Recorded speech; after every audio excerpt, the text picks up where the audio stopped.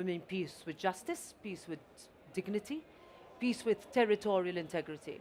Today, that is exactly what we say about what is happening on our continent.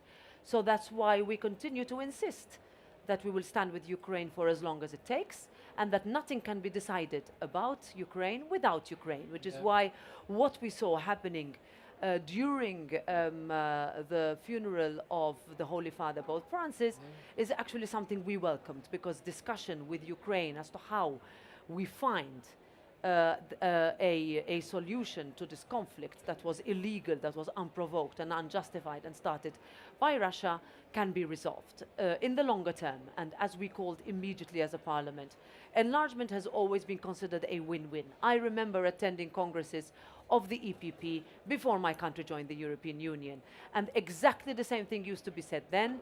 Of course, it is a merit-based, it is about making sure that mileposts are achieved and goals are reached, but never let go of the fact that if a country is looking to Europe as its home, then we should fling our doors wide open. Good.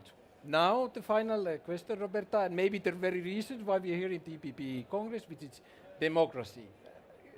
During the last, I don't know, months, especially, but also internally here in the European Union, in Europe, there's big discussion about rise of authoritarianism, populism, a state of democracy, how to fight democracy here in Europe, but of course it also relates to the whole discussion about common values in the transatlantic relations.